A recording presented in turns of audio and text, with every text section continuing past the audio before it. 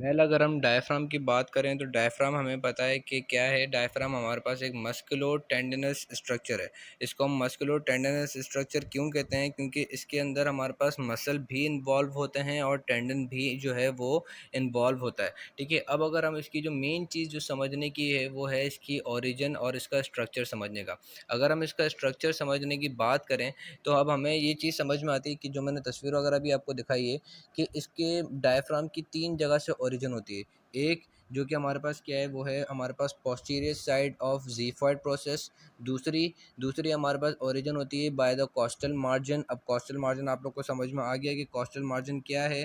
Costal margin हमारे पास वो seventh 8, 9, 10, 11, 12 उनके जो इन्फीरियर मार्जिन्स हैं उसको हम कहते हैं कॉस्टल मार्जिन्स। वहाँ से ये हमारे पास ओरिजिन लेता है। और एक जो इसकी ओरिजिन है वो है वर्टिब्री से, मतलब वर्टेब्रल कॉलम से। अब वर्टेब्रल कॉलम से जो ओरिजिन लेता है वो किस तरीके से लेता है कि ये हमारे पास इसको ओरिजिन देने के लिए हमारे पास क्या होते हैं, 2 टेंडनस स्लिप होती हैं। उन 2 टेंडनस स्लिप को हम क्या कहते हैं, राइट क्रूरा और लेफ्ट क्रूरा। ठीक है, राइट क्रूरा और लेफ्ट क्रूरा किस बेस पे कहते हैं कि हमें पता है कि रिब वो वर्टेब्रल कॉलम का एक राइट साइड होता है, मतलब एक तरफ राइट साइड होता है और एक तरफ लेफ्ट साइड होता है। और हम कैसे डिस्टिंग्विश करेंगे कि राइट साइड है और लेफ्ट साइड है? कि हम देखते हैं कि डायफ्राम के ऊपर हमारे पास होता है हार्ट, और हार्ट जो होता है वो पार्शली तौर पे लेफ्ट साइड के ऊपर होता है। तो हमारे पास उसके जो नीचे वाली साइड होगी पूरी वो लेफ्ट साइड होगी, और उसके जो बराबर वाली साइड होगी वो क्या होगी, राइट साइड होगी। अब अगर हम देखें तो हमारे पास वर्टेब्रल जो ओरिजिन है वो बहुत ज़्यादा इंपॉर्टेंट है। वहाँ पे हमारे पास राइट क्रूरा अराइज होता है। कहाँ से? राइट क्रूरा और लेफ्ट क्रूरा क्या है वो मैंने आपको बता दिया कि ये हमारे पास टेंडनस स्लिप होती हैं, जो कि कोई सा भी एनाटॉमिकल स्ट्रक्चर जो कि पेड हो, टेंडनस हो, उसको हम कहते हैं क्रूरा। ठीक है, तो ये हमारे पास 2 क्रूरा हैं, राइट क्रूरा, लेफ्ट क्रूरा। राइट क्रूरा कहाँ से शुरू हो रहा है? ये हमारे पास शुरू हो रहा है L3 से, और ये हमारे पास कहाँ तक जाता है, L1 तक जा रहा है। ठीक है, L1 पे जैसे ही जाता है उसके बाद क्या होता है कि ये थोड़ा सा आर्च होना शुरू हो जाता है, और आर्च को और उस आर्च से ये कनेक्ट करता है किसके साथ, लेफ्ट क्रूरा के साथ। ठीक है, और उस वो आर्च जो कि राइट क्रूरा और लेफ्ट क्रूरा को कनेक्ट करा रहा है उसको हम कहते हैं median arcuate ligament. Median arcuate ligament किसको कहते हैं? वो लिगामेंट जो कि कनेक्ट करा रहा है राइट क्रूरा को लेफ्ट क्रूरा के साथ। और फिर लेफ्ट क्रूरा जो है वो हमारे पास L1 से लेके L2 तक ही आता है। ठीक है, अच्छा, अब इन दोनों क्रूरा के लेटरल साइड से, इन दोनों क्रूरा के पहले मीडियल साइड और उसके बाद और फिर है ना लेटरल साइड।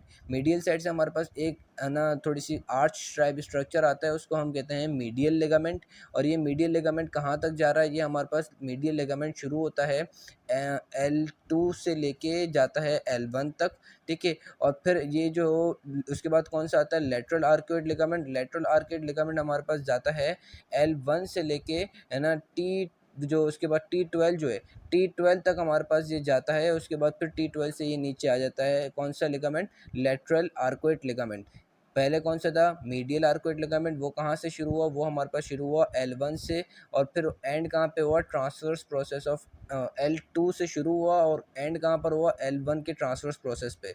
और उसी जगह से हमारे पास कौन सा शुरू होगा, lateral arcuate ligament. Lateral arcuate ligament कहाँ से शुरू हुआ, L1 के ट्रांसवर्स प्रोसेस पे, कहाँ तक जाएगा, T12 के ट्रांसवर्स प्रोसेस से, और फिर वो थोड़ा बहुत नीचे आ जाता है दोबारा।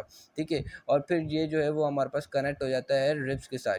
ठीक है, और फिर हमारे पास जो अगर हम देखें डायफ्राम को, तो डायफ्राम को अगर हम अंदर से देखें तो हमारे पास क्या है, डायफ्राम जो है उसकी पेरिफेरी पे तो मसल्स ही मसल्स हैं, लेकिन सेंटर पे हमारे पास क्या है, सेंटर पे ये हमारे पास टेंडनस स्ट्रक्चर है। इसी वजह से इसको हम क्या कहते हैं कि ये हमारे पास मस्कुलो टेंडनस स्ट्रक्चर है। टेंडनस स्ट्रक्चर कहाँ पर है, ज़िफॉइड प्रोसेस के नीचे हमारे पास 3 लीव्स की तरह स्ट्रक्चर होता है जिसको हम कहते हैं टेंडनस स्ट्रक्चर। आप देख भी सकते हो कि एक लीफ जो होता है वो लेफ्ट साइड पे है, एक लीफ राइट साइड पे, और एक लीफ जो है बिल्कुल है ना मिडिल पे आ रहा है। ठीक है, इसी तरीके से क्या है कि हमारे पास जो राइट क्रूरा है उसके कुछ फाइबर्स जो हैं अब वो राइट से लेफ्ट साइड की तरफ जा रहे हैं, और वो क्या करते हैं कि एसोफेगस के जो ऑर्फिस है यानी कि ओपनिंग है उसको क्या कर रहे हैं, बिल्कुल कर्व कर लेते हैं। ठीक है, और एक्ट करते हैं एज एन स्पिंक्टर, और क्या करते हैं, कंट्रोल करते हैं कि पेरिस्टाल्सिस ना, एंटी पेरिस्टाल्सिस जो है वो ना हो सके, यानी कि जो फूड कंटेंट वगैरह जो है वो अब दोबारा बैकवर्ड ना जा सके। उसके बाद जो है जो चीज़ हमें इसमें देखनी है वो है इसके अंदर ओपनिंग कौन कौन सी है।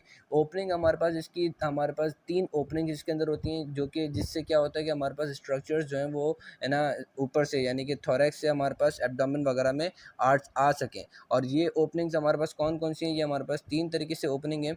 एक एक ओपनिंग जिसको हम कहते हैं फोरामेन वेना कावा, जहाँ से हमारे पास वेना कावा आ सकती है, यानी कि हार्ट वगैरह वेन्स वगैरह आ सकती हैं, ठीक है। उसके बाद जो है, उसके बाद हमारे पास जो नेक्स्ट जो है वो है एसोफेगल हाइटिस, जहाँ से हमारे पास क्या होता है कि एसोफेगस वगैरह आता है। और उसके बाद जो है वो है एब्डोमिनल एओर्टा के लिए हाइटिस है, जो कि कहाँ पर है, जो कि हमारे पास मीडियन आर्कड लिगामेंट के नीचे है, ठीक है, बिल्कुल मीडियन आर्कड लिगामेंट के नीचे, इसको हम कहते हैं एब्डोमिनल एओर्टा का वो हाइटिस, ठीक है। और एक हाइटिस मैंने बताया एसोफेगल हाइटिस है। अच्छा, ये कहाँ-कहाँ पर हैं, किस-किस लेवल पे हैं, वो याद करना। जैसे एब्डोमिनल एओर्टा जो है वो T12 के लेवल पे होता है, ईसोफेगल जो होता है वो T10 के ऊपर होता है, और वीना कावा जो होता है वो T8 के लेवल पे होता है। तो ये जो है वो याद करने की चीज़ें हैं।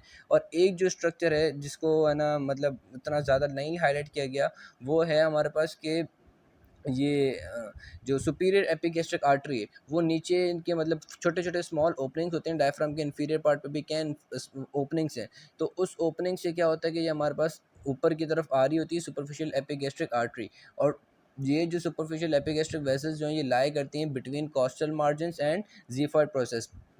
आर्टरी के पोस्टीरियर साइड पे मतलब आर्टरी के एंटीरियर साइड पे हमारे पास कॉस्टल मार्जिन्स हैं, और पोस्टीरियर साइड पे हमारे पास क्या है, ज़िफॉइड प्रोसेस है। तो ये जिस फोरामेन से या जिस ओपनिंग से आ रही होती है, उसका एक अजीब सा नाम है, फोरामेना, पता नहीं उसका अजीब